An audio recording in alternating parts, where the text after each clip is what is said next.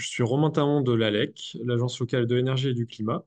Je suis conseiller au pôle copropriété de l'ALEC et c'est moi qui vais vous présenter aujourd'hui donc ce webinaire sur la rénovation de copropriété en centre ancien. Euh, j'ai normalement désactivé tous les micros pour éviter toute problématique de son extérieur. On va attendre encore quelques minutes si des retardataires arrivent voilà, 18h05. Après, on pourra démarrer ce webinaire. L'idée, c'est que le webinaire dure à peu près jusqu'à 19h30. N'hésitez pas à utiliser la fonction chat pour poser vos questions de manière textuelle auxquelles je pourrais donc y répondre. Et après, s'il y a des éléments sur lesquels je n'aurais pas répondu pendant le webinaire, on pourra vous faire un mail à tous pour que vous ayez les différentes réponses à vos questions. On va pouvoir commencer parce que le début, c'est pas la partie qui va être la plus technique. Ce webinaire, il va se dérouler en quatre parties. Dans un premier temps, je vais vous présenter rapidement les structures du service public de la rénovation de l'habitat pour que vous arriviez un peu à comprendre qui est précisément l'ALEC et dans quel écosystème l'ALEC évolue. Et après, à partir de la deuxième partie, on ira vraiment plus dans la rénovation de la copropriété en centre ancien avec trois étapes. Une première étape plutôt technique sur le programme de travaux. Après, une étape plus liée aux règles d'urbanisme pour comprendre un peu mieux les contraintes qui sont liées à la rénovation en centre ancien. Et on terminera par la question des aides financières, qui sont toujours un élément assez important pour réussir à se mobiliser dans le cadre d'un projet de rénovation énergétique. Donc tout d'abord concernant le service public de la rénovation de l'habitat, donc aujourd'hui qui porte la mission France Rénov. Aujourd'hui sur la métropole, on est deux structures à se partager la métropole sur la partie technique. On a l'ALEC, l'Agence locale de l'énergie et du climat, qui s'occupe de toute la partie sud de la métropole et dont je fais partie. Et sur la partie nord du département, c'est la Maison Énergie Habitat Climat qui est basée sur Aix-en-Provence, qui va s'occuper de conseiller et d'accompagner les projets de rénovation énergétique. Voilà. Donc après, donc nous on est plutôt sur la partie technique, accompagnement des copropriétés.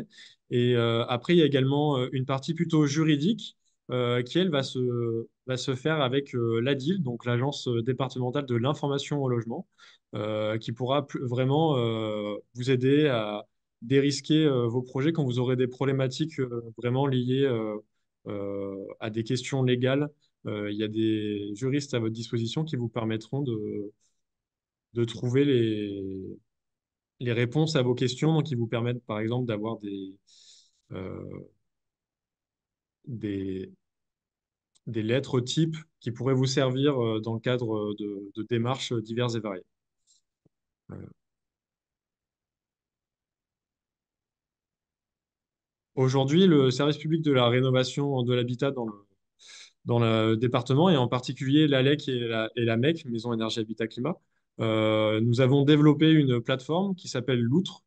C'est l'outil de la rénovation énergétique. C'est un espace numérique qui nous sert à nous, côté conseiller, à retrouver toutes les informations qui sont nécessaires pour vous conseiller et vous accompagner dans vos projets tout au fil du projet. Et de votre côté, donc de la part du côté des copropriétaires, vous avez également votre accès sur lequel vous pouvez nous faire à tout moment des demandes, des sollicitations. Vous pouvez trouver des professionnels référencés proche de chez vous pour les travaux que vous souhaitez réaliser ou pour les différentes études que vous souhaitez réaliser. Euh, donc l'idée, c'est que ce soit un site unique qui vous permet à vous d'avoir toutes les informations qu'il vous faut pour réaliser votre projet et de notre côté, de pouvoir être en relation avec vous pour justement, à chaque étape du projet, intervenir quand il est nécessaire pour vous permettre de réaliser au mieux ce projet. On reviendra plus précisément sur le rôle que peut avoir l'ALEC dans le cadre de vos projets de rénovation énergétique un peu plus tard dans la présentation.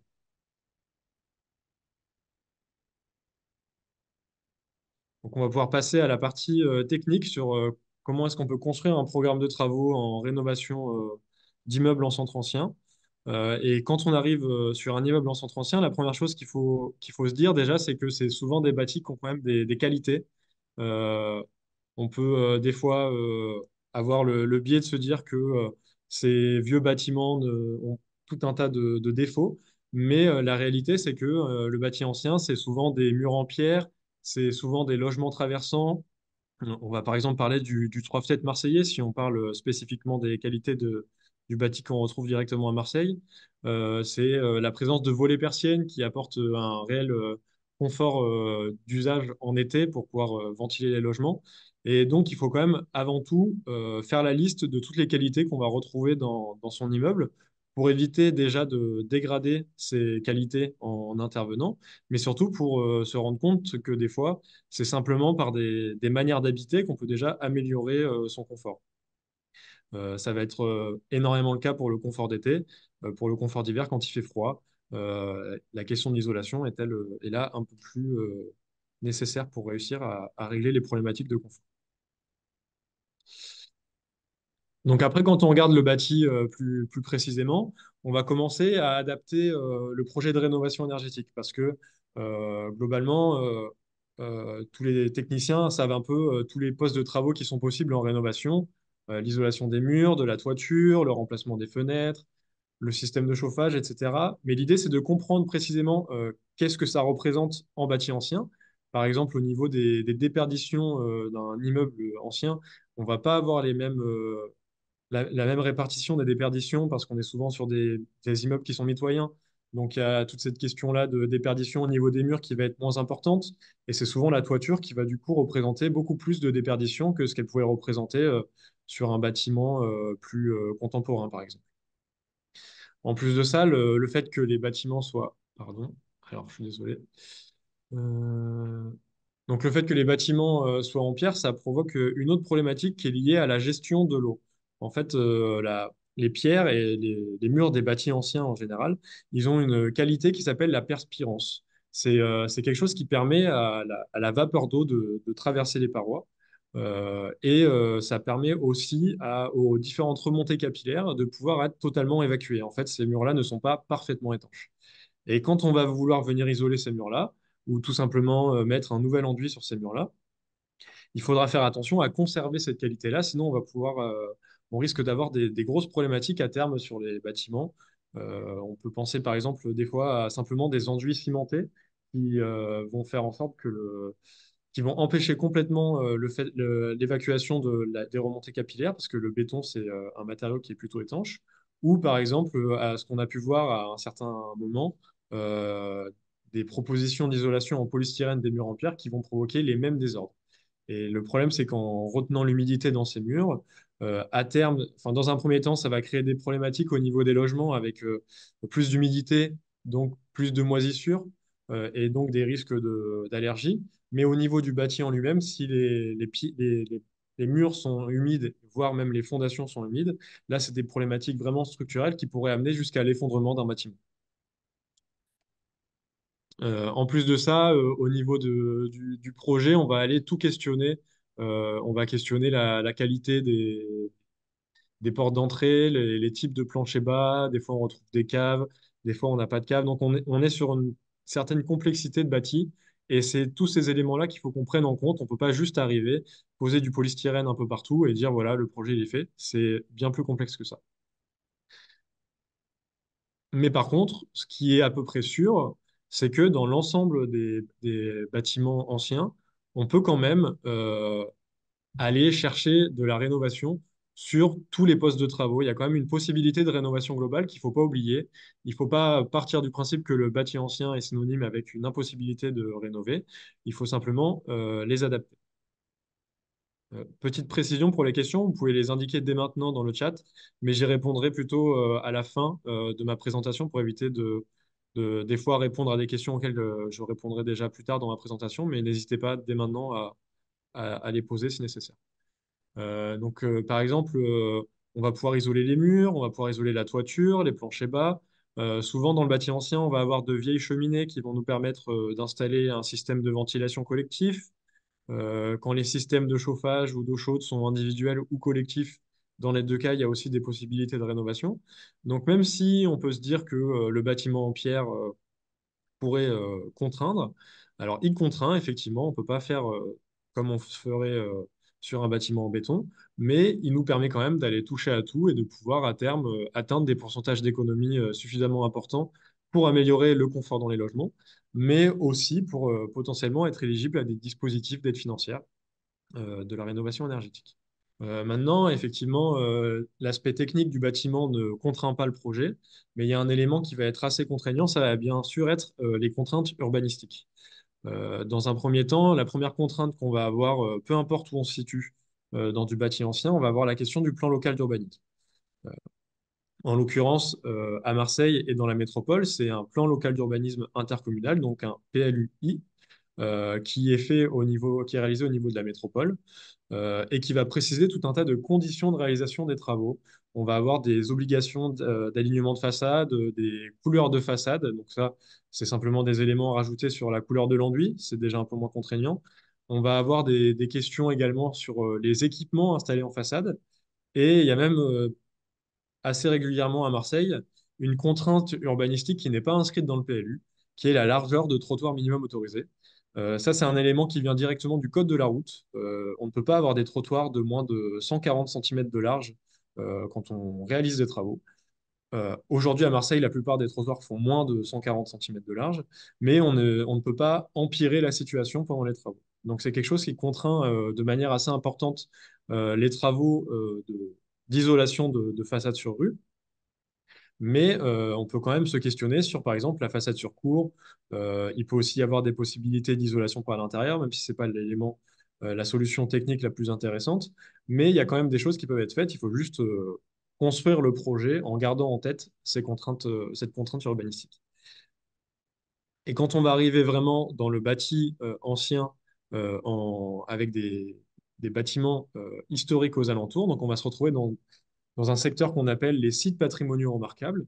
Donc, on a plusieurs choses. On va avoir la plupart du temps tous les centres-villes qui vont être concernés, donc vraiment l'hypercentre à Marseille. Donc, on a ça sur Marseille. Et après, il y a également des rayons de co-visibilité avec l'ensemble des monuments historiques qui sont inscrits donc, auprès du ministère de la Culture. Et dans un rayon de 500 mètres autour de ce monument historique, il y a un nouvel acteur qui va entrer en jeu dans l'intégralité des projets qui seraient déposés à la mairie. C'est ce qu'on appelle un architecte des bâtiments de France, donc un ABF, qui va venir vérifier en fait que l'ensemble des projets qui sont aux alentours des monuments historiques ne viennent pas dégrader durablement l'environnement de ces monuments historiques pour s'assurer en fait que ces monuments historiques soient toujours dans un environnement qui les met à minima en valeur. Et par exemple, aujourd'hui, à Marseille, il y a deux types de travaux en rénovation énergétique qui sont aujourd'hui refusés assez systématiquement. On va retrouver l'isolation des murs par l'extérieur, donc côté rue, mais également l'installation de panneaux photovoltaïques en toiture. Donc, c'est des éléments à prendre en compte aujourd'hui. Quand on est en co-visibilité de monuments historiques à Marseille, c'est quelque chose ces deux postes de travaux ne sont pas possibles. Après, à savoir que les architectes des bâtiments de France, ce sont dans un premier temps des architectes qui ont suivi une formation complémentaire pour pouvoir devenir architecte des bâtiments de France. Et en fait, souvent, dans le bâti traditionnel, vu qu'on est assez contraint sur la partie technique, on va avoir un certain nombre de contraintes également sur la partie urbanistique et parfois même des besoins d'être mis en relation avec des architectes des bâtiments de France. La rénovation de copropriété en centre ancien, ça va plus souvent être une rénovation où on va ressentir assez rapidement le besoin d'être mis en relation avec un architecte qui aura plus facilement les codes pour interagir avec l'architecte des bâtiments de France, qui permettra d'adapter le mieux le projet aux problématiques urbanistiques et à réussir à faire la bonne interprétation des textes de loi pour faire en sorte que votre projet soit autorisé par la mairie. Et en plus, l'architecte a également un certain nombre de connaissances techniques qui permettront en fait d'éviter des problématiques de mauvais choix de matériaux vis-à-vis de la pierre et de conception du projet en lui-même. Donc après, si on passe sur la question du financement du projet de rénovation énergétique, dans un premier temps, il va falloir qu'on questionne un petit peu le parcours d'une rénovation énergétique pour comprendre en fait qu'est-ce qu'il faut faire dans un projet de rénovation de copropriété en général. Et du coup, après, on l'adaptera au centre ancien pour mobiliser des aides financières en copropriété. Donc il faut savoir qu'aujourd'hui, la majorité des aides financières en copropriété, elles se tournent plutôt vers ce qu'on appelle la rénovation globale en une étape, avec une ambition de rénovation énergétique. Aujourd'hui, les critères d'éligibilité sont de 35% d'économie d'énergie. Ce qui veut dire qu'avant de réaliser un projet de rénovation énergétique en copropriété, on a besoin de réaliser une étude, un diagnostic. un audit énergétique, peu importe comment on veut l'appeler. Et donc, cet élément-là va être le point de départ du parcours de rénovation en copropriété. Donc, nous, à l'ALEC, en tant qu'Espace Conseil France Rénov', on va pouvoir vous mettre en relation avec des professionnels référencés, réaliser un cahier des charges personnalisé pour la copropriété qui permet de faire une demande de devis pour un audit énergétique. Mais avant de faire ça, on n'envoie pas le cahier des charges à toutes les copropriétés. Donc, on fait d'abord tous les conseils qu'il faut faire avant et toutes les prises d'informations qu'il y a besoin de faire avant pour comprendre au mieux la situation de la copropriété. Parce qu'un élément qu'on va souvent retrouver dans le centre ancien, c'est la question structurelle du bâtiment. Et il faut savoir qu'on ne réalise pas de rénovation énergétique sur un bâtiment qui serait dégradé. On va dans un premier temps assurer la sauvegarde du bâtiment et la sécurité des occupants avant de questionner la possibilité de venir isoler un mur ou une toiture. Donc ça, c'est vraiment toute la première partie. Donc sur la préparation de l'audit énergétique. Cet audit énergétique, il a besoin d'être voté en assemblée générale.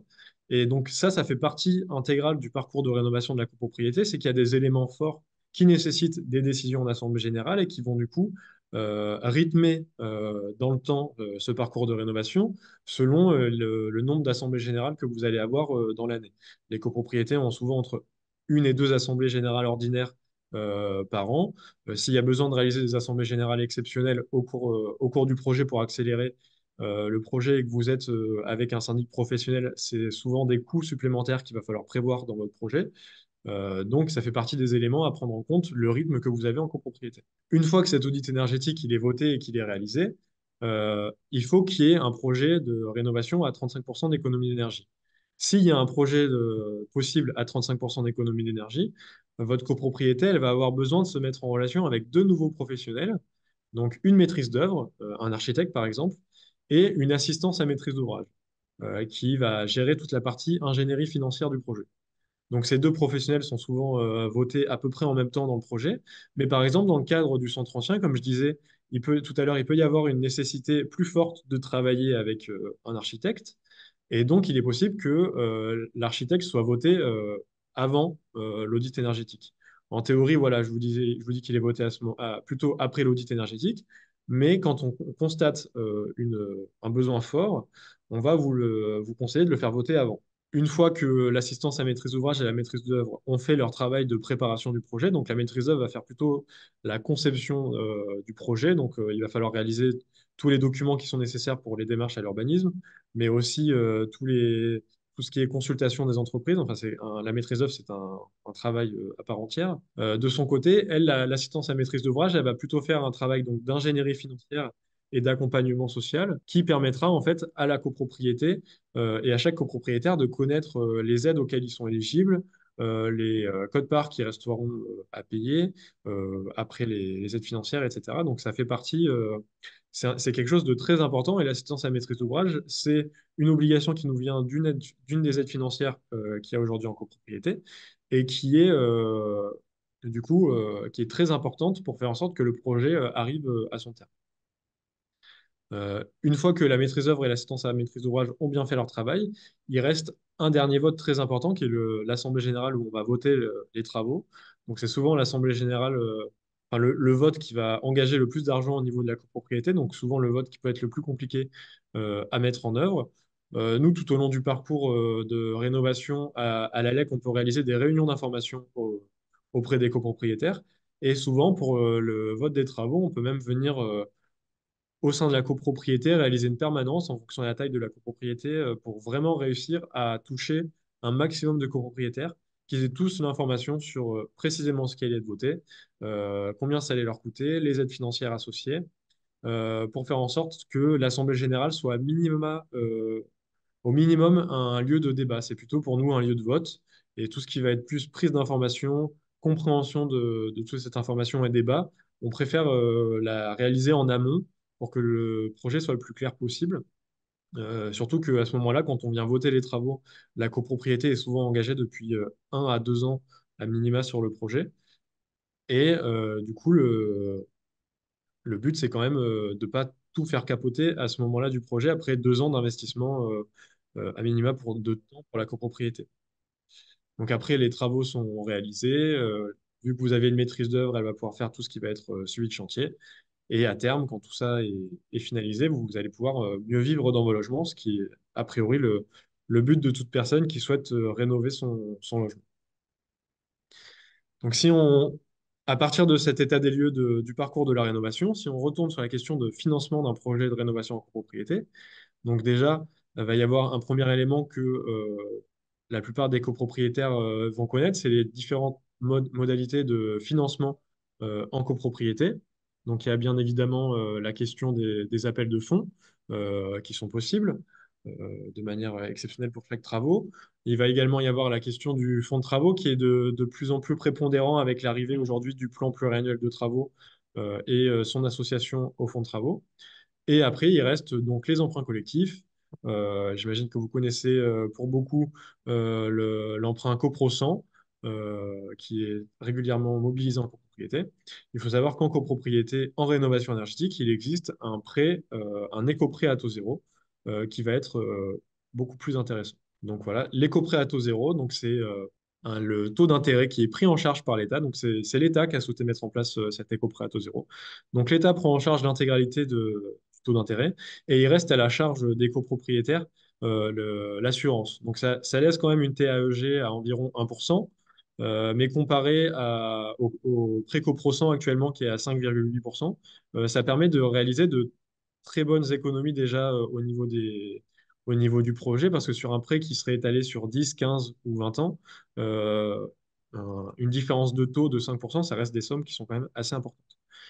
Il faut savoir que la manière dont fonctionne ce prêt, c'est que c'est le syndic qui fait la demande au nom du syndicat des copropriétaires.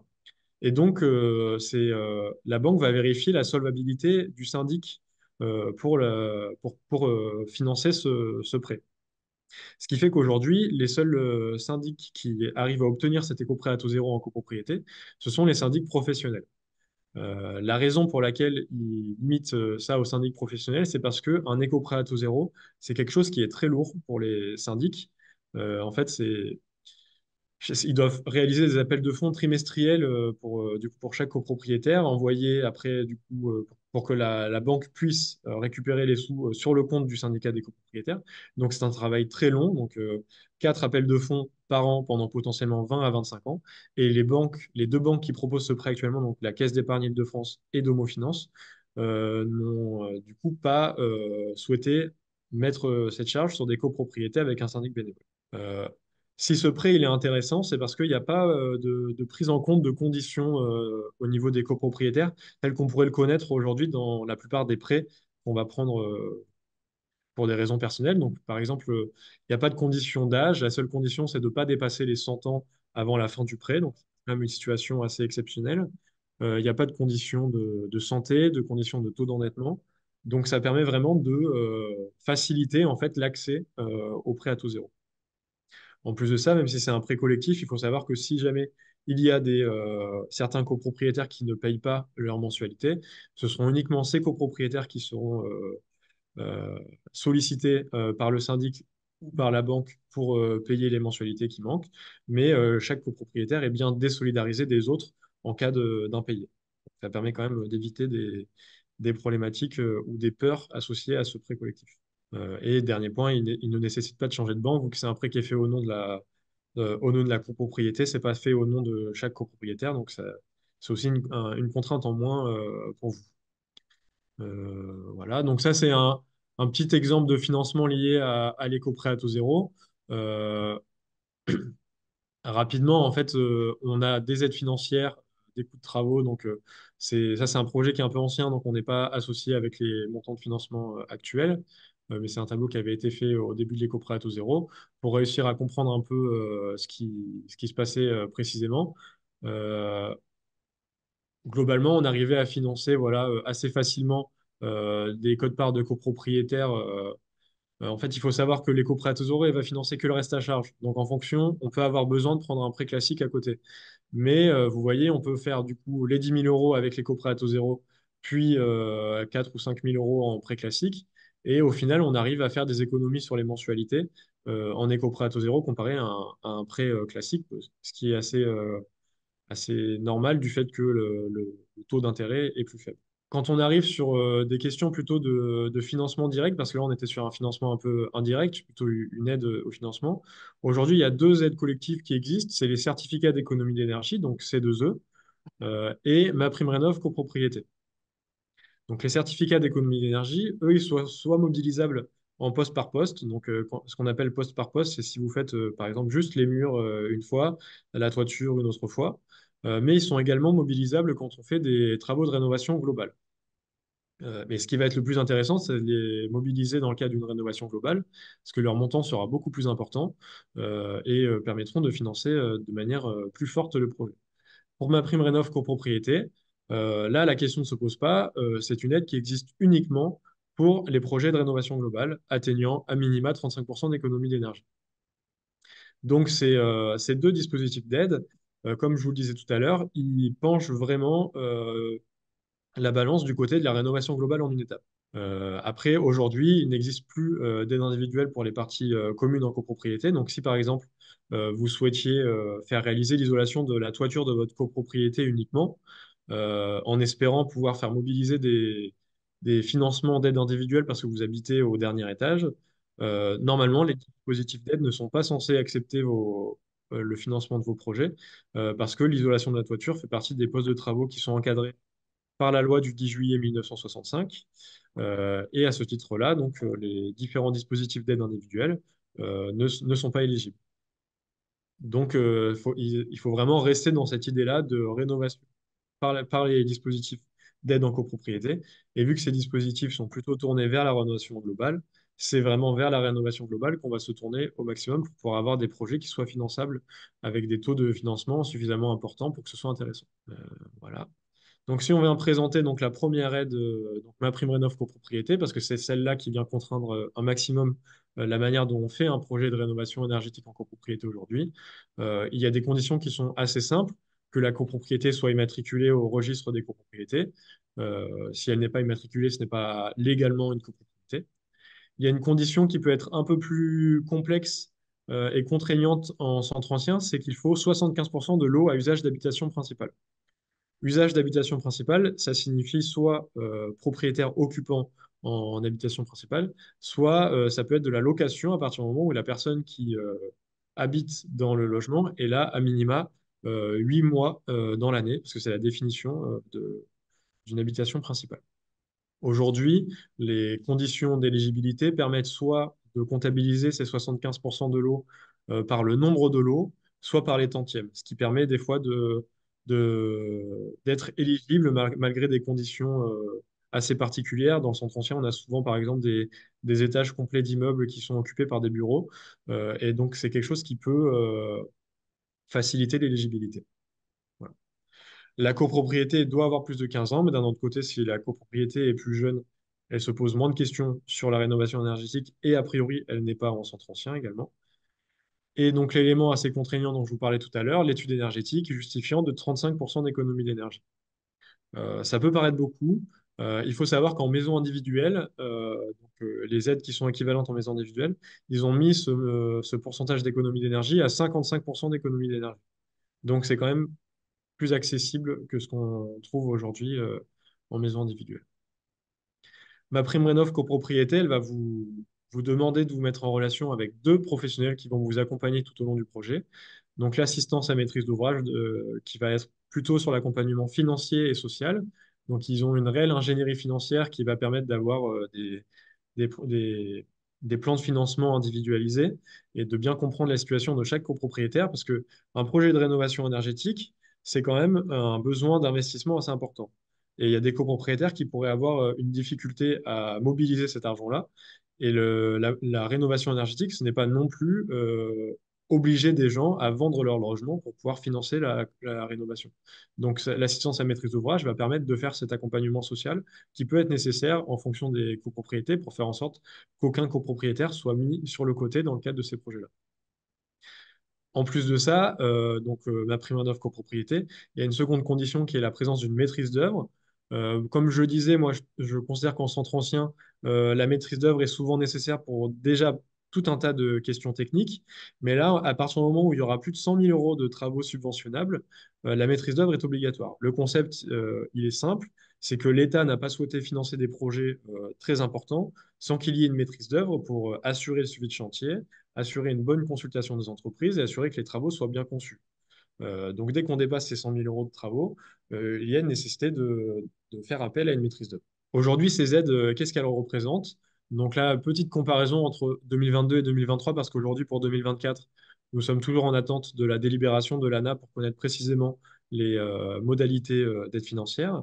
Mais déjà, ce qu'on constate, c'est qu'entre 2022 et 2023, la tendance était plutôt à la hausse niveau financement des projets de rénovation énergétique. Et c'est normalement plutôt dans ce sens-là que les aides sont censées continuer à évoluer. En tout cas, on l'espère. Globalement, ma prime rénov copropriété, c'est dans l'idée 25% du montant hors taxe des travaux et de la maîtrise d'œuvre, avec un plafond quand même de 6 000 euros par logement. Des bonus selon l'étiquette de départ et d'arrivée de la copropriété. Donc, si vous êtes dans une situation de passoire énergétique avant les travaux, il y aura un bonus de 500 euros par logement. Si la copropriété réalise une rénovation très ambitieuse et atteint les étiquettes A et B pour être considéré comme un bâtiment basse consommation, il y aura également un bonus de 500 euros par logement. Et après, pour des situations plus compliquées, des propriétaires occupants qui auraient des revenus plutôt limités, il y a des bonus en plus qui vont s'appliquer uniquement sur les propriétaires occupants qui en auront le besoin. Donc, ce qui est intéressant, c'est qu'il n'y a pas de condition de revenus pour obtenir cette aide. Donc, tous les copropriétaires peuvent obtenir l'aide MaPrimeRénov' copropriété, ce qui, encore une fois, n'est pas le cas des aides en maison individuelle. Donc, il y a quand même la politique de financement au niveau des copropriétés permet quand même l'accès au financement du projet de rénovation énergétique de manière un peu plus facile que ce qu'on va retrouver en maison individuelle. En plus de toutes ces questions de financement sur les travaux et la maîtrise d'œuvre, puisque ma prime rénov copropriété vous oblige à prendre une assistance à maîtrise d'ouvrage, le montant de l'assistance à maîtrise d'ouvrage est pris en charge à hauteur de 30% en moyenne, ce qui permet d'éviter d'avoir tout le surcoût directement pour la copropriété. Si on arrive à la seconde aide, donc les certificats d'économie d'énergie, donc ça c'est une obligation qui a été mise en place par l'État il y a déjà plusieurs années. L'idée c'était de dire que aujourd'hui la France consomme trop d'énergie et qu'une des raisons pour laquelle la France consomme trop d'énergie, c'est parce que les fournisseurs d'énergie en fournissent beaucoup. Et donc l'idée c'est de dire que ces fournisseurs d'énergie aujourd'hui fournissent trop d'énergie et ils sont du coup obligés de racheter des économies d'énergie que font les gens. Donc ça passe principalement par des projets de rénovation énergétique. Il y a tout un tas de fiches techniques qui ont été développées directement par l'ADEME. Donc à la base, tout le concept de certificat d'économie d'énergie, même si vous allez les demander auprès d'entreprises, c'est bien quelque chose qui a bien été encadré par la loi à la base et qui permettent de financer tous les projets. Les certificats d'économie d'énergie, par exemple, il y a une fiche qui existe si vous isolez juste les murs. Il y en a une autre si vous isolez que la toiture. Et après, il y en a une qui existe pour la rénovation globale, qui, elle, est beaucoup plus intéressante au niveau du financement, parce qu'elle permet d'atteindre des taux de financement aujourd'hui entre 10 et 15% du projet de rénovation énergétique. Donc, associé à ma prime rénov copropriété, ça permet d'atteindre en moyenne 40% de taux de financement. Pour vous donner une idée, si vous souhaitiez plutôt mobiliser les certificats d'économie d'énergie pour un seul poste de travaux, on va être sur des taux de financement qui vont rarement dépasser les 5%. Donc, c'est quand même, encore une fois, une aide qui est vraiment tournée vers la rénovation énergétique pour qu'elle devienne intéressante pour la copropriété. Comme pour ma prime rénov, copropriété, ils sont restés sur le même pourcentage, donc 35% d'économie d'énergie, ce qui est bien parce que comme ça, une seule étude sera compatible pour les deux dispositifs d'aide, ce qui, encore une fois, permet de faciliter la mobilisation en rénovation énergétique. Une autre aide qui existe et qui peut paraître un peu plus anecdotique, mais qui est quand même assez intéressante, c'est que le taux de TVA en rénovation énergétique est abaissé. Aujourd'hui, la rénovation en général, c'est un taux de TVA à 10% contre 20% habituellement. Et en rénovation énergétique, donc c'est pas pour tout, hein, il faut quand même que les matériaux et les équipements soient bien listés dans la loi de finances 2017 et il faut qu'ils respectent des critères techniques de performance. On ne peut pas juste mettre 2 cm de polystyrène et obtenir le taux de TVA réduit, mais le taux de TVA est réduit à 5,5%. ce qui représente encore une fois une baisse assez importante comparée à des devis à 10%. Euh, voilà, donc ça, c'est une aide qui est accessible à tous, donc petite copropriété, grande copropriété, centre ancien ou non, encore une fois, donc c'est quelque chose que vous allez pouvoir mobiliser dans le cadre de votre projet de rénovation énergétique. Voilà. Donc après, si vous souhaitez nous contacter, comme je vous ai présenté tout à l'heure, je vous ai parlé de l'outil de la rénovation énergétique, donc l'Outre. N'hésitez pas à aller sur le site de l'Outre directement pour vous créer un compte, créer votre logement, en l'occurrence votre copropriété. Et après, nous, de notre côté, on pourra directement vous contacter. Normalement, on vous contacte sous 72 heures à partir de votre première sollicitation pour déjà avoir un premier point. Avoir un premier élément, un premier conseil concernant votre projet de rénovation énergétique. Je vais maintenant prendre des questions dans le chat. Je sais que certaines personnes ont déjà posé des questions depuis une vingtaine de minutes déjà, donc je vais commencer par répondre à ces questions-là. Et après, si vous avez d'autres questions, n'hésitez surtout pas à les poser donc, dans le chat pour éviter qu'il y ait des problématiques de micro et qu'il y ait beaucoup de personnes qui l'allument en même temps, etc. Et je prends les questions une par une et j'y réponds. Donc, la première question donc, qui date de 18h12, donc, que penser du béton de chanvre pour ravaler? Donc, le béton de chanvre, c'est une solution que peut-être tout le monde ne connaît pas. Dans le béton de chanvre, il n'y a pas de béton normalement. C'est normalement un mélange de chaux et de chanvre.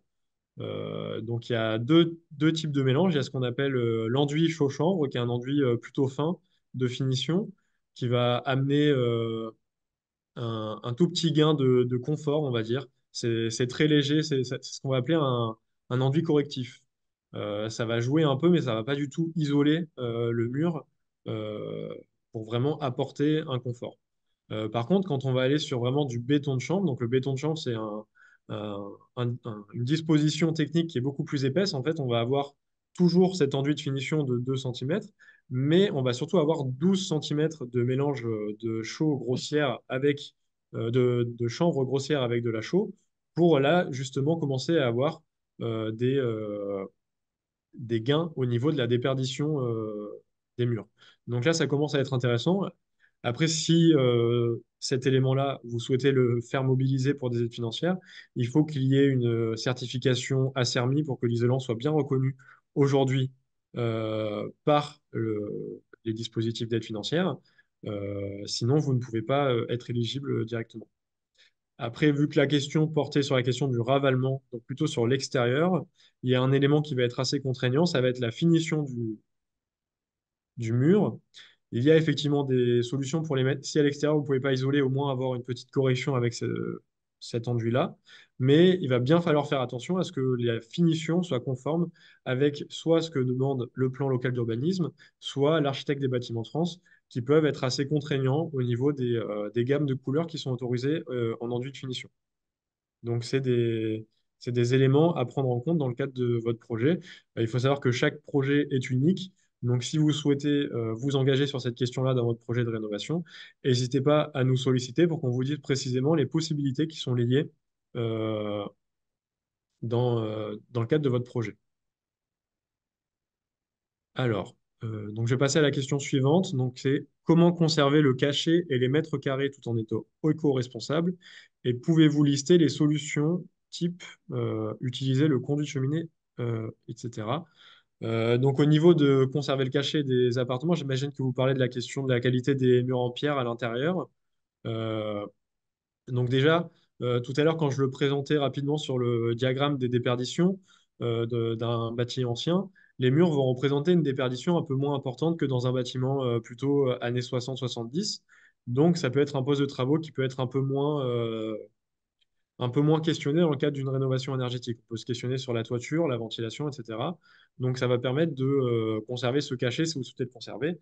Après, sur la question du cachet et même des mètres carrés, derrière, il va rapidement avoir une question d'ordre la valeur immobilière du bien. Et il faut savoir qu'aujourd'hui, on le sait par rapport aux chiffres qu'ont les notaires, la valeur des biens, la valeur immobilière des biens est de plus en plus associée à l'étiquette du bien, que ce soit en appartement ou en maison individuelle.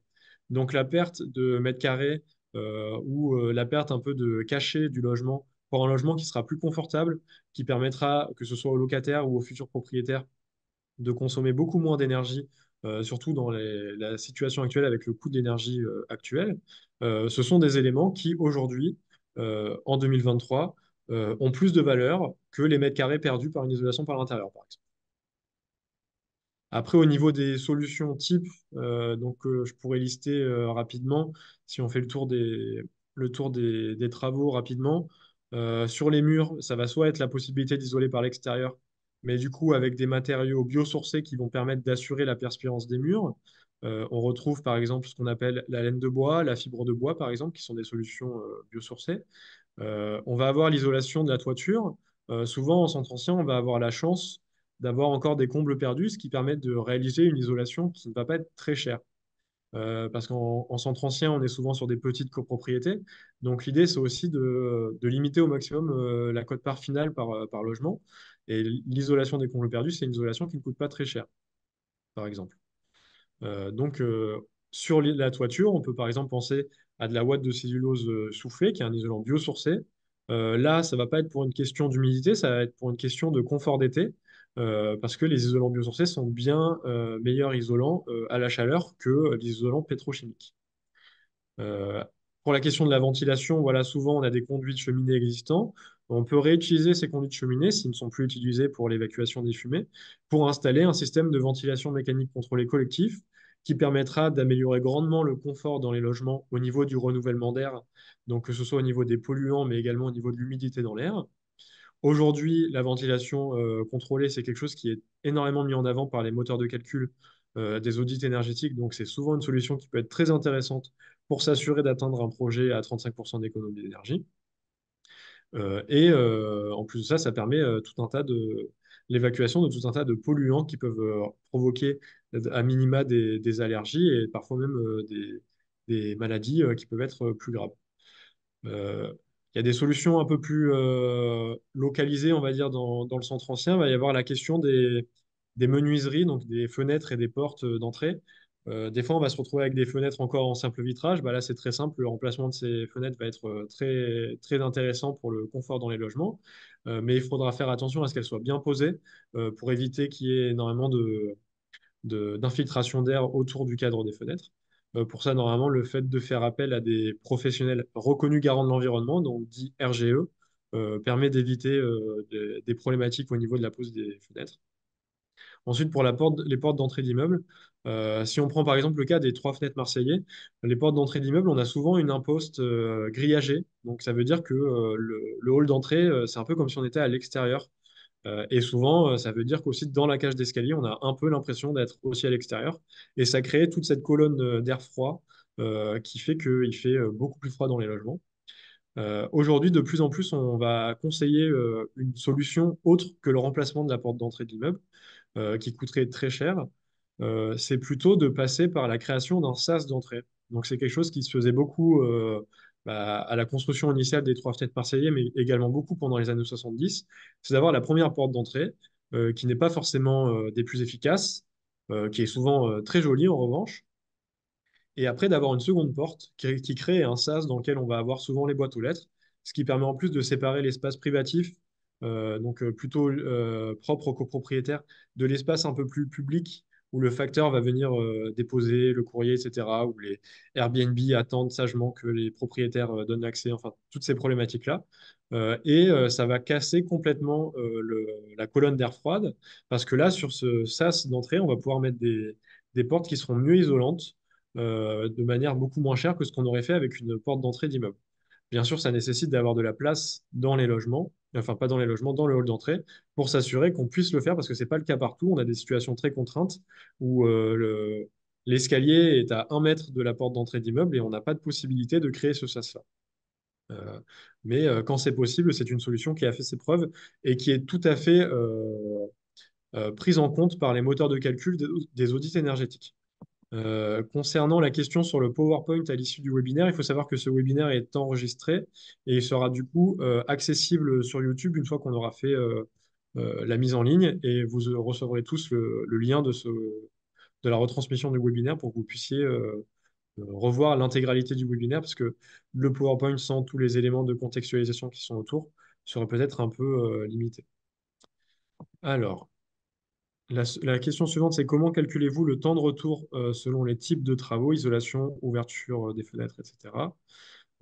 Donc, si c'est une question de temps de retour sur investissement, ça, c'est des choses qui sont très complexes à prendre en compte.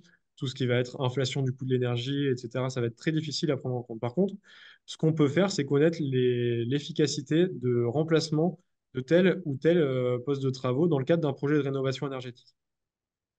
Comme je disais tout à l'heure, en copropriété, quand on fait un projet de rénovation énergétique, on va souvent commencer par un audit énergétique. Un audit énergétique, globalement, c'est une modélisation précise du bâtiment à partir d'un relevé du bâtiment. Cette modélisation précise du bâtiment, elle va nous permettre de connaître les déperditions de chaque élément du bâtiment. Les déperditions liées aux murs, au pont thermique, aux fenêtres, à la toiture, etc. Et après, à partir de ce modèle-là, on va pouvoir commencer à construire des programmes de travaux et des scénarios de travaux, en fait. Donc, par exemple, sur les murs, qu'est-ce qui se passe si on rajoute une isolation? En ajoutant une isolation, on va avoir un résultat de consommation théorique différent, ce qui nous permet de connaître le gain par rapport aux déperditions initiales de l'isolation de ces murs-là. Et on va pouvoir le faire sur les différents postes de travaux, et après, comme ça, construire le programme de travaux global de la copropriété. Mais sur le calcul de retour sur investissement vraiment financier, ça, c'est des choses qui sont beaucoup plus difficiles à prendre en compte et qui prennent en compte énormément de paramètres annexes qui sont difficilement quantifiables. La valeur immobilière du bien, l'évolution du coût de l'énergie sur 20 ans. Donc, c'est difficile à quantifier. Alors, question suivante concernant le taux de TVA. Donc, le taux de TVA dans le cadre d'une rénovation de toiture. Donc, si c'est uniquement une réfection de toiture, effectivement, le taux de TVA sera à 10%. Après, il faut savoir que depuis 2017, le 1er janvier 2017 pour être exact, la réfection de toiture ou le ravalement de façade sont deux postes de travaux qui sont censés normalement embarquer l'isolation, donc soit de la toiture, soit des murs de la copropriété, mais même d'une maison individuelle. C'est quelque chose qui concerne tout le monde. Et donc, si dans le cadre de cette réflexion de toiture, il y a un poste d'isolation qui est pris en compte, dans ce cas-là, la partie isolation sera bien assujettie à un taux de TVA à 5,5% et non pas à 10%. Après, il faut bien sûr que les travaux respectent les critères techniques de performance. Comme je disais, vous ne pouvez pas juste mettre 1 cm de polystyrène et espérer avoir ce taux de TVA à 5,5%. Si aujourd'hui vous avez des devis et que vous souhaitez avoir des renseignements à ce propos-là, une analyse de ces devis, n'hésitez pas encore une fois à vous créer un compte sur la plateforme Loutre pour qu'on puisse réaliser cette analyse de devis. Ça fait partie des éléments qu'on réalise en tant que service public de la rénovation de l'habitat. Voilà. Donc, question suivante concernant le fait d'être en SCI. Donc, la question de l'éligibilité en SCI, ça va vraiment être du cas par cas.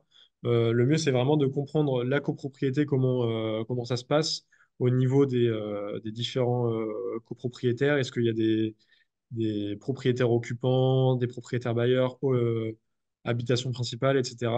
Après, vraiment sur cette question précise de l'éligibilité des aides financières, quand on va arriver sur des cas très particuliers de SCI, etc., nous, ce qu'on vous conseille, c'est de vous tourner dans un premier temps vers l'ADIL, l'Agence départementale de l'information du logement, qui va vraiment vous permettre de dire précisément ce qui est possible ou non, parce que ça fait partie, c'est la partie principale de leur travail aujourd'hui sur la question de la rénovation énergétique.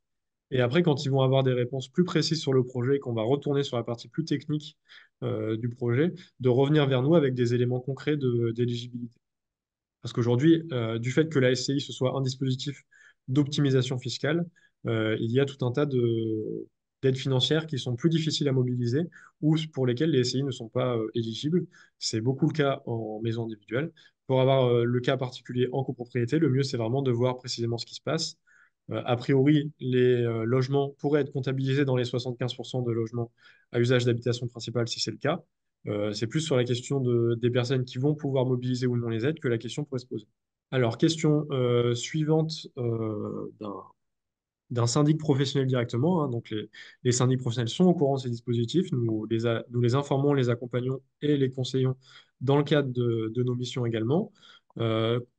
Plus précisément sur le 3 fenêtres marseillais, donc qui est une typologie assez classique du centre-ville marseillais, euh, pour la difficulté d'atteindre 35% d'économie d'énergie dans l'ancien, euh, parce que les 3 fenêtres sont souvent déjà notées D, donc qui n'est pas forcément une très mauvaise étiquette. Aujourd'hui, effectivement, le poste de travaux le moins cher, ça va souvent être l'isolation des combles perdus, qui peuvent atteindre, voilà, tout à l'heure, je disais qu'il y avait 30% de déperdition. Quand on isole un élément, on ne va pas récupérer ces 30%-là. Donc, on va atteindre peut-être allez, 20% d'économie d'énergie avec l'isolation de la toiture. Euh, L'idée, ça va être d'aller chercher des postes de travaux pas trop chers pour éviter un code-part important du fait que les copropriétaires soient peu nombreux. Donc souvent, c'est pas toujours le cas, mais on va par exemple retrouver des caves. Donc on peut imaginer une isolation en sous-face du plancher des caves qui permet de récupérer encore entre 5 et 10% d'économie d'énergie. Et après, le poste qui peut vraiment être intéressant, et c'est le cas dans les trois fenêtres marseillais, ils en ont, c'est l'utilisation de conduits verticaux. Dans les trois fenêtres marseillais, on a soit des conduits d'évacuation des cheminées des fumées par les cheminées, soit on a souvent également des conduits de descente d'eau usée et de montée d'eau accolés aux cages d'escalier qui peuvent être utilisés pour l'installation d'une ventilation mécanique contrôlée collective. Donc, c'est déjà trois postes de travaux qui sont souvent facilement réalisables en centre ancien et en particulier dans les trois fenêtres marseillais et qui permettent déjà facilement de récupérer un certain nombre de pourcentages d'économie d'énergie. Après, si avec ces postes-là, on n'atteint pas les 35% d'économie d'énergie, il faudra aller sur des postes de travaux qui peuvent être un peu plus complexes à mettre en œuvre, soit la création d'un sas en entrée, soit s'il reste encore des fenêtres à isoler. Dans le trois fenêtres marseillais, on va souvent avoir des verrières en simple vitrage au-dessus de la cage d'escalier. C'est aussi un poste de travaux qui peut être pris en compte. Donc, on va aller questionner sur ces différents postes de travaux. Effectivement, on va éviter au maximum l'isolation des murs pour une raison plutôt financière. Aujourd'hui, l'isolation thermique des murs par l'extérieur, ça représente en moyenne 200 euros du mètre carré, ce qui peut représenter une somme très importante, ne serait-ce que pour un seul mur. Donc, on va essayer d'aller trouver d'autres solutions. Mais ça reste une solution à envisager si on n'arrive pas à atteindre le pourcentage d'économie d'énergie à partir des postes de travaux précédents. Il y a aussi des cas assez particuliers de trois fenêtres marseillais qui ont des systèmes de chauffage collectif. À Marseille, on a encore tout un tas d'immeubles qui sont avec une chaudière collective au fioul. Et aujourd'hui, le fioul, c'est un mode de chauffage qui aujourd'hui qu'on ne peut plus installer, mais qui surtout est assez mal pris en compte par tout ce qui va être moteur de calcul. Et quand on va avoir une chaudière fuel, par exemple, le simple fait de la remplacer avec un système au gaz, par exemple, va permettre de réaliser de très bonnes économies d'énergie parce que c'est souvent des systèmes anciens qui n'ont pas l'efficacité que peuvent avoir aujourd'hui des systèmes au gaz. Donc, on essaye de construire au cas par cas, mais globalement, voilà, sur l'enveloppe, on va essayer de voir ce qu'on peut faire avec les caves, la toiture et la question de la ventilation. Et après, on va voir s'il y a d'autres possibilités qui peuvent amener les petits pourcentages en plus qui manquent, donc la verrière de la cage d'escalier, la création d'un sas d'entrée, pour réussir à atteindre ces 35% d'économie d'énergie. Alors, question suivante sur le cumul de la rénovation collective et individuelle. Donc, il faut savoir que dans le cadre des projets de rénovation en copropriété, il est possible de faire voter en assemblée générale des travaux privatifs d'intérêt collectif. Donc, ça va être des travaux soit d'isolation des murs par l'intérieur. Ça peut être également si toute la copropriété souhaite changer ses systèmes de chauffage ou d'eau chaude individuelle. Ça peut être par rapport au remplacement des fenêtres aussi. Donc, tous ces postes de travaux-là, s'ils sont votés en assemblée générale comme travaux privatifs d'intérêt collectif, ils deviennent éligibles au dispositif collectif, donc MaPrimeRénov' copropriété, et les certificats d'économie d'énergie. Ce qui permet donc de les prendre en compte dans le projet à 35% d'économie d'énergie pour l'atteindre plus facilement, et du coup d'avoir ce financement-là, qui, euh, qui sera certainement la plupart du temps plus intéressant, parce que si vous êtes sur des aides individuelles, vous allez souvent avoir des conditions liées aux revenus qui pourraient très facilement limiter le financement que vous pourriez avoir dans votre projet. Rapidement, voilà, petit aparté sur les syndics professionnels. Voilà, on a une mission qui s'appelle Actimo 13 dans laquelle on fait de l'information, du conseil et de la sensibilisation auprès des professionnels de l'immobilier, donc entre autres les syndics. Et Monsieur Sévenier qui posait des questions tout à l'heure fait partie des syndics qui ont été formés dans ce cadre-là. Si jamais vous avez des questions vis-à-vis de votre syndic professionnel, vous ne pouvez pas, n'hésitez pas à leur dire justement qu'il y a que la LEC existe et qu'ils peuvent, s'ils le veulent, recevoir des informations à ce sujet parce que les syndics s'emparent de plus en plus de ce sujet de rénovation énergétique associé au plan pluriannuel de travaux. Et donc, nous, on est là aussi pour aider tout le monde à s'en sortir dans ce nouveau monde. qui est le 21e siècle. Je passe à la question suivante. Euh, donc sur la question, voilà, il me semble qu'une bonne partie des 35% d'amélioration des performances est généralement liée au changement de chauffage. Dans une copropriété au chauffage hétéroclite, peut-on espérer arriver à ce taux quand même, en imaginant que tout le monde ne changera pas? Donc déjà, il faut savoir qu'en rénovation énergétique, le système de chauffage, c'est quelque chose qui va arriver dans un second temps, quand on va questionner ce qui est possible dans la copropriété. On va toujours commencer par questionner ce qui va être les déperditions, donc l'enveloppe, la ventilation, pour pouvoir, dans un premier temps, construire un projet de rénovation où on connaît les besoins en chauffage nécessaires après travaux. Et une fois qu'on connaît les besoins en chauffage nécessaires après travaux, on va pouvoir dimensionner un système de chauffage qui sera adapté. Si on commence par le système de chauffage et qu'on fait de l'isolation après, il sera souvent surdimensionné, ce qui va provoquer des risques plus facilement de panne, de casse, et surtout, vous aurez payé à la base un équipement qui sera plus cher. Donc, ça peut faire partie du projet, mais on va d'abord, dans un premier temps, questionner vraiment la question de l'enveloppe et du renouvellement d'air. Dans le cadre de systèmes de chauffage hétéroclites, donc où chaque appartement aurait son propre système individuel, la plupart du temps, on va essayer de faire en sorte de ne pas toucher à ces systèmes-là, parce que le vote en Assemblée générale de travaux privatifs d'intérêt collectif est très contraignant. Si demain, vous votez des travaux créatifs d'intérêt collectif sur des remplacements de systèmes de chauffage, il va falloir que tous les copropriétaires justifient de systèmes aussi performants que ce qui a été voté en Assemblée générale.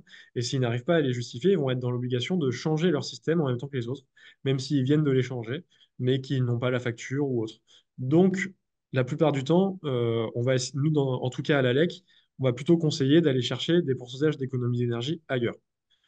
Sachant qu'aujourd'hui, la question des 35% d'économie d'énergie avec un système de chauffage, aujourd'hui, vous allez souvent l'avoir grâce à des systèmes de pompe à chaleur, qui sont souvent des systèmes difficiles à mettre en œuvre en centre ancien, du fait de l'impossibilité d'installer des climatisations en façade, sur rue, normalement, hein. Moi, je vous parle de la loi, après, les gens font ce qu'ils veulent.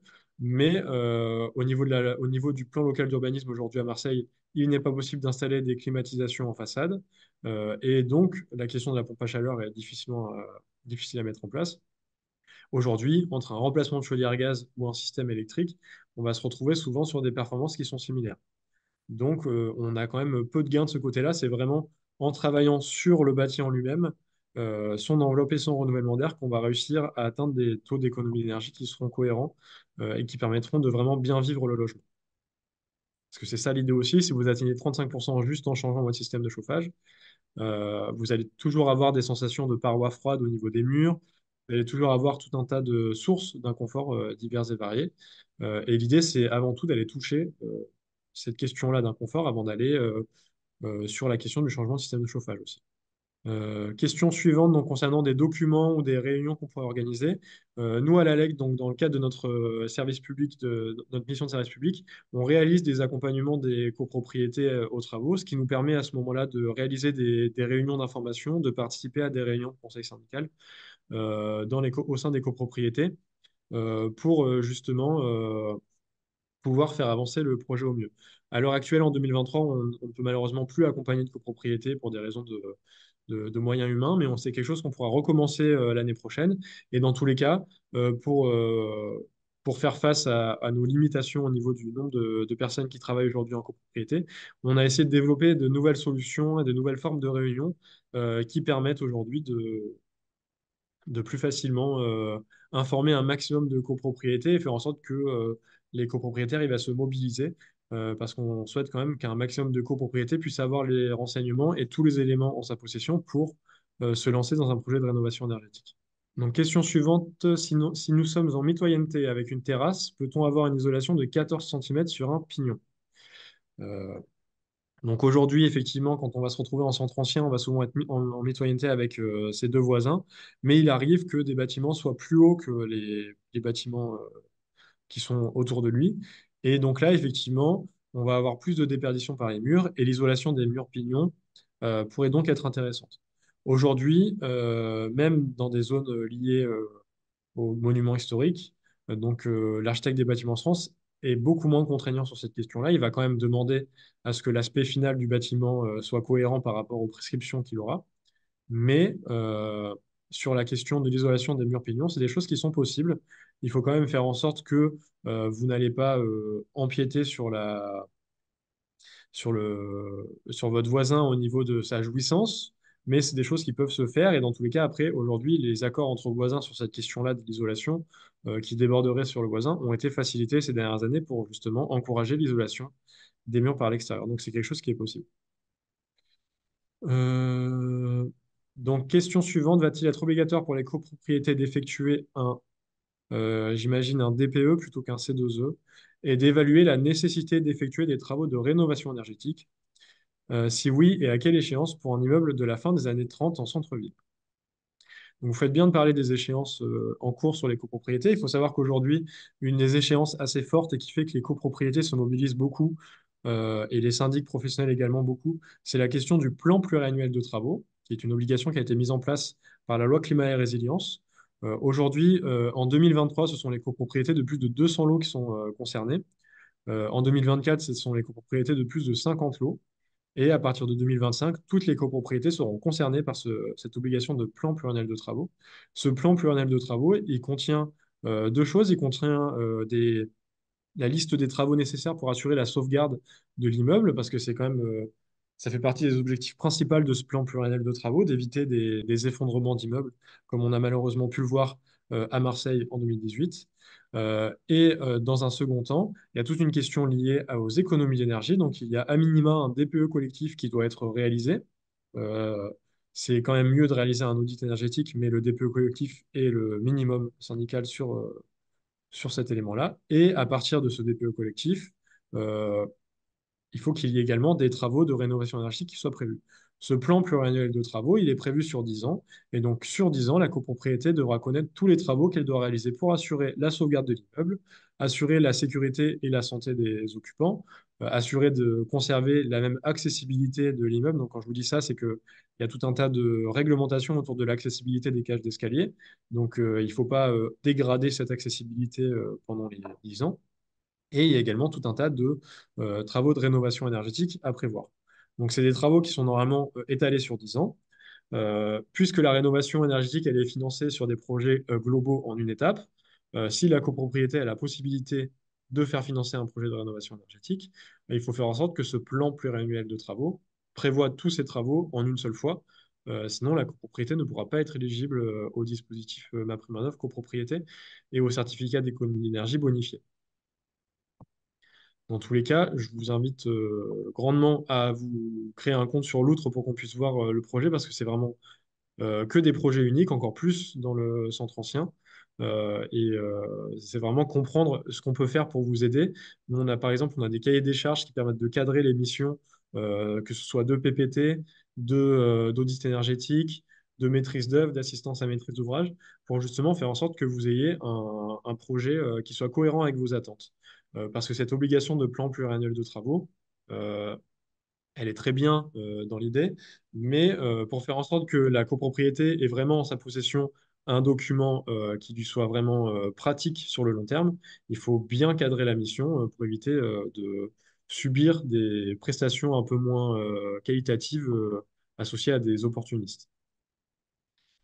Euh, Question suivante. Pour des travaux de rénovation en centre ancien, quel est le taux pour la TVA concernant les honoraires de maîtrise d'œuvre?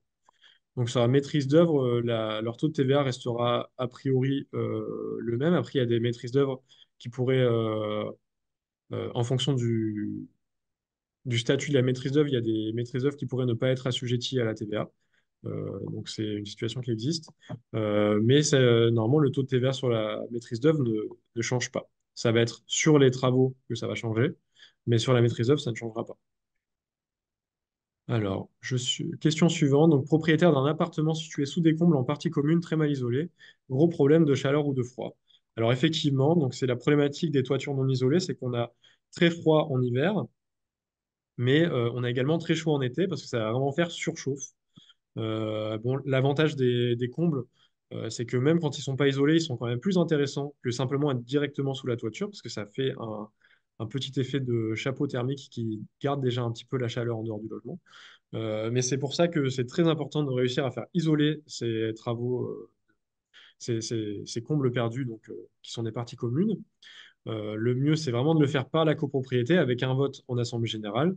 Encore mieux si vous arrivez à le faire dans le cadre d'un projet de rénovation globale pour qu'il soit financé au mieux. Mais surtout, il faut bien prendre en compte que tous les copropriétaires sont vraiment concernés par l'isolation de la toiture et ce n'est pas que l'appartement au dernier étage qui va bénéficier d'une toiture mieux isolée. Parce qu'en ayant une toiture mieux isolée, l'appartement au dernier étage aura plus facilement la possibilité de rester à une température moyenne de 19 degrés, plutôt que des températures à 12 ou 14 degrés, même des fois encore plus faibles dans des logements sous toiture. Et si l'appartement au dernier étage est plus facilement à 19 degrés, ben, l'appartement juste en dessous arrivera plus facilement à atteindre les 19 degrés, et ainsi de suite. Et donc tout le monde réalise un petit peu des économies d'énergie. Dans tous les cas, si vous souhaitez faire des travaux d'isolation des combles perdus, il faut vraiment passer en assemblée générale pour faire réaliser ce vote. Et on vous conseille vraiment de passer par des isolants biosourcés, donc en particulier la ouate de cellulose soufflée parce que ça ne coûte pas très cher. C'est du papier journal recyclé qui vous permettront de vraiment gagner en confort en été. Parce que si vous mettez simplement du polystyrène ou de la laine de roche, par exemple, vous allez gagner en confort en hiver, mais le confort d'été sera peu impacté par cet isolant. Question suivante concernant la laine de bois et son rapport aux rongeurs. Il faut savoir que l'intégralité des isolants qui sont posés aujourd'hui et qui sont certifiés ont tout un tas de traitements contre la moisissure, les rongeurs, les insectes, etc. Il n'y a pas plus de risque d'avoir des rongeurs dans sa laine de bois ou ses fibres de bois que dans sa laine de roche ou sa laine de verre. Par contre, il y a une différence notable entre un isolant biosourcé et un isolant pétrochimique par rapport à son traitement. C'est que l'isolant biosourcé, il va être imprégné des traitements. Donc, quand l'isolant va être manipulé, les différents traitements chimiques ne seront pas rejetés dans l'air. Ils vont vraiment rester sur l'isolant.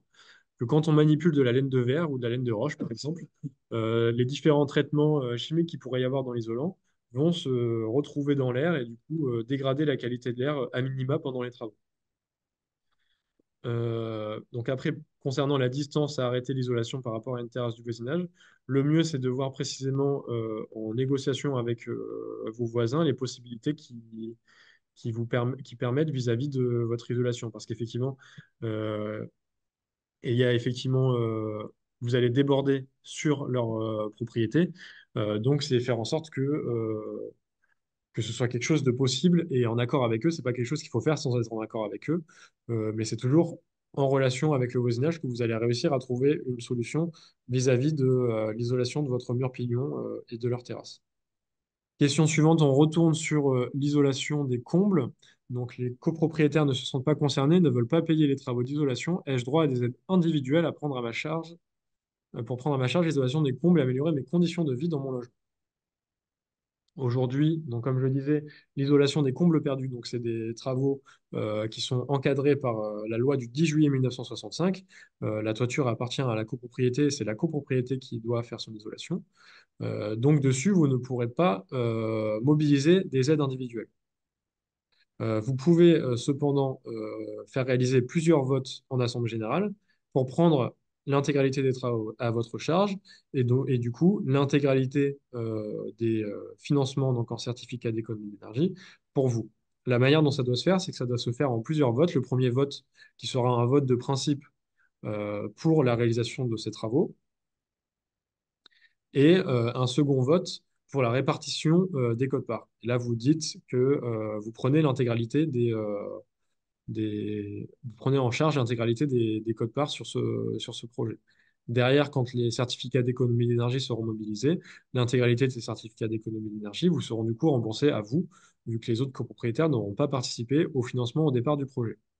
Ça reste quand même des éléments que nous, on déconseille au maximum. C'est une possibilité de la loi, mais on va quand même le déconseiller au maximum parce que c'est quelque chose qui doit normalement être... toute la copropriété doit se sentir concernée par ces projets de rénovation énergétique.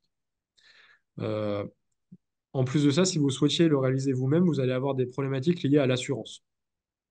Vu que la toiture appartient à la copropriété, si les travaux ne passent pas par un vote en assemblée générale, etc., et que 2 ans après, il y a des problématiques d'infiltration d'eau par la toiture qui viennent dégrader l'intégralité de l'isolant, l'isolant, il va être assuré par vous, et la toiture est isolée par la copropriété. Et donc les deux assurances vont se renvoyer la balle pendant un petit moment, et ça va retarder grandement les travaux de remplacement de l'isolation, parce qu'une isolation qui est mouillée n'isole plus. Je prends encore une dernière question. Si vous avez d'autres questions dans le chat, enfin, à poser dans le chat, n'hésitez pas, parce que je suis sur la dernière question actuellement. Donc, y a-t-il des financements de la métropole? Aujourd'hui, en copropriété, tous les dispositifs d'aide financière qui sont disponibles vous ont été présentés. Il n'y a actuellement pas d'aide locale sur les travaux de rénovation énergétique en copropriété. Il y a des dispositifs qui existent en individuel depuis le département et la région, par exemple. Mais en copropriété, les choses sont assez simplifiées. C'est uniquement des aides nationales avec les certificats d'économie d'énergie et ma prime Rénov' copropriété. Question suivante. Si nous souhaitons passer en copropriété en chauffage individuel, l'utilisation des cheminées est-elle possible? Alors déjà, si vous souhaitez abandonner un système de chauffage collectif pour passer en système individuel, il va déjà y avoir une contrainte au niveau du vote en assemblée générale. Il faut savoir que l'abandon d'un système collectif en copropriété nécessite le vote à l'unanimité en assemblée générale, sauf si le système de chauffage a été déclaré comme vétuste. Donc c'est déjà très contraignant de faire ce remplacement-là. Après, effectivement, si vous avez des cheminées existantes et que vous souhaitez par exemple passer sur des poêles à bois individuels, sous couvert que le conduit d'évacuation des fumées soit toujours utilisable ou que les travaux de mise en norme soient possibles, effectivement, vous pourriez utiliser ces conduits de cheminée pour des systèmes individuels. Dans tous les cas, en copropriété, quand il y a des abandons ou des changements de système de chauffage, il faut souvent faire ce qu'on appelle des études de faisabilité pour vraiment réussir à comprendre ce qui est possible ou non dans le projet. Ça, c'est quelque chose que l'ALEC ne fait pas, mais on peut vous mettre en relation avec des professionnels qui font ces études de faisabilité euh, pour, euh, pour justement savoir précisément ce que vous pouvez faire, soit dans l'abandon du système collectif, soit dans le remplacement du système collectif par un autre système collectif. Euh, Nouvelle question concernant la répartition des tantièmes. On peut effectivement, nous à l'ALEC, on a quand même dans le pôle copropriété une certaine expertise au niveau des copropriétés, donc on peut effectivement vous aider pour comprendre tout un tas de choses au niveau des tantièmes. Après, la plupart du temps, si c'est la répartition des travaux au tantième, les répartitions des travaux de rénovation énergétique se font dans la majorité des cas de la même manière que les répartitions des autres frais qu'on va retrouver habituellement en copropriété. Mais si vous avez effectivement des questions sur toutes ces questions de répartition des tantièmes, etc., n'hésitez pas encore une fois à nous contacter pour qu'on regarde précisément ce qui est possible dans votre cas, car encore une fois, chaque copropriété est unique. Est-ce que vous avez d'autres questions? D'accord. Après, si c'est des questions plutôt juridiques, du coup, par rapport à la transformation d'un local qui a été transformé en appartement, n'hésitez pas à aller voir directement, donc, dans un premier temps, l'ADIL, donc l'Agence départementale de l'information au logement, qui va vraiment vous permettre, dans un premier temps, de voir l'aspect juridique, parce que là, il y a quand même un changement de destination d'un local qui doit normalement être indiqué dans le règlement de la copropriété quand il y a un changement de destination d'un local. Donc voir avec eux précisément les éléments et après, s'il y a des questions de rénovation énergétique, de revenir après vers nous.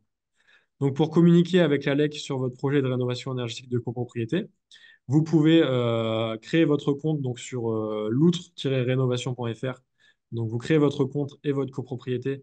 Ça nous crée directement une sollicitation de notre côté qui nous permettra du coup de vous rappeler dans les 72 heures. Ça fait partie de nos engagements de service public. Sinon, si vous souhaitez nous envoyer un mail directement, on a une adresse mail qui est très simple. C'est copropriété au pluriel @alecmm.fr. Je vais l'indiquer dans le chat pour que vous puissiez, si vous le souhaitez, la copier. Tout à fait. Si vous vous isolez et que vous débordez chez le voisin, il est possible qu'il y ait une indemnité qui soit mise en place dans le cadre de ce projet parce qu'il va y avoir une servitude. Il y a deux possibilités. Soit vous rachetez du coup cette petite bande de terrain pour réaliser l'isolation, soit vous demandez dans ce qu'on appelle une servitude. Donc c'est un dispositif qui est prévu par la loi au niveau de l'urbanisme. Et dans ce cas-là, il est possible que dans le cadre d'une servitude, vu que le propriétaire initial ne pourra plus utiliser cet espace-là, qui vous demande une indemnité. Euh, pour le passage chauffage individuel en granulé, non, vous pouvez nous envoyer un mail à nous directement ou créer votre compte sur loutre-rénovation.fr et on vous dira précisément ce que vous pouvez faire. Pour la question de l'ADIL, c'était concernant la répartition des tantièmes et la transformation du local en appartement. Je vous propose encore quelques minutes de questions si vous en avez, n'hésitez pas.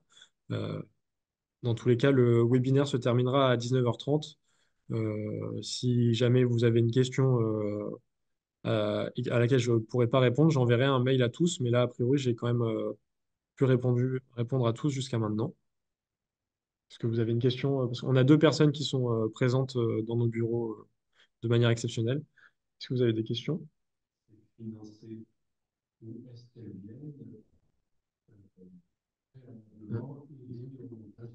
D'accord. Donc, question très intéressante. Je ne sais pas si les gens ont attendu à distance, mais le monsieur demandait donc la question de la temporalité des aides financières dans le projet de rénovation énergétique. Donc, effectivement, aujourd'hui, les aides financières, on va les demander avant les travaux. En fait, on vérifie l'éligibilité du programme de travaux avant de signer les devis, etc. Par contre, aujourd'hui, les aides financières sont versées à la fin des travaux. Il faut transmettre les factures aux différents organismes d'aide et c'est uniquement à ce moment-là que les aides financières vous sont fournies. Et c'est pour ça que dans des situations qui peuvent être un peu compliquées, que ce soit financièrement ou socialement, l'assistance à maîtrise d'ouvrage permet, par son expérience financière et sociale, de trouver des solutions les plus adaptées à chaque copropriétaire pour faire en sorte que personne ne soit laissé sur le bord de la route.